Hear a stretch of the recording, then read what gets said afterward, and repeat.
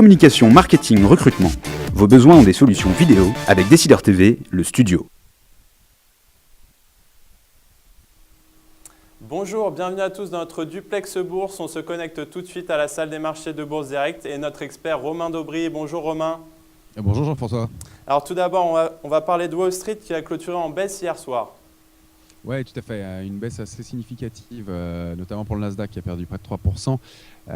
Une des plus fortes baisses depuis plusieurs années pour le Nasdaq et surtout une baisse suivie par les valeurs traditionnelles puisque les valeurs du Dow Jones ont aussi perdu, enfin le Dow Jones a aussi perdu 1,60%. Le S&P a quant à lui clôturé sous les 1840 points, c'est-à-dire sous sa moyenne mobile à 50 jours. Il avait déjà franchi cette zone en cours de semaine, mais il n'avait pas clôturé en dessous. Donc c'est quand même assez significatif. Du coup, ça a entraîné Tokyo qui a perdu 2,30% par effet d'entraînement et puis à cause de la hausse du yen.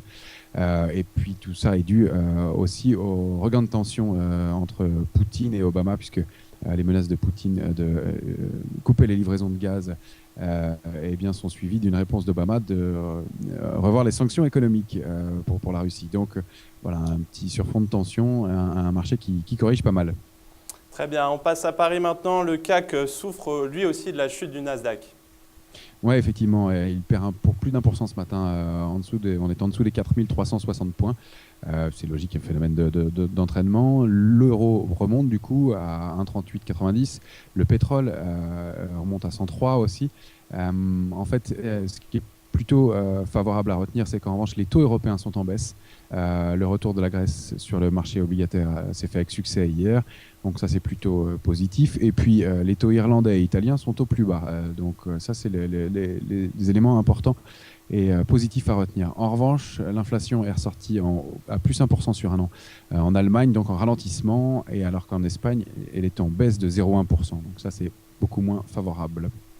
Romain, y a-t-il d'autres événements importants à suivre aujourd'hui ? Oui, tout à fait. 3 événements majeurs.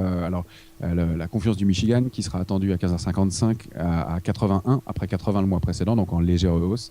Les prix à la production en mars attendus à 2,4% après 2%.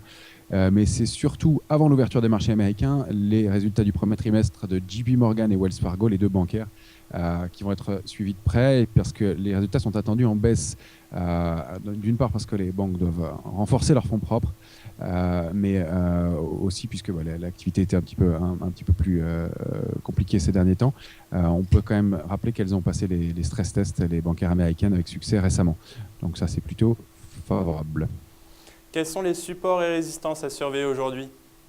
Aujourd'hui, alors à la hausse, 4465 points et 490, très fort. On n'a pas l'air parti pour revoir ces niveaux-là.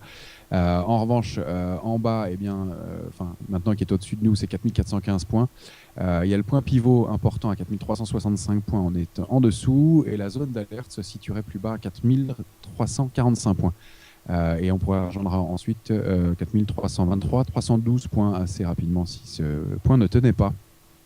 Alors du côté microéconomique romain, Kaufmann & Broad a publié des bénéfices en baisse.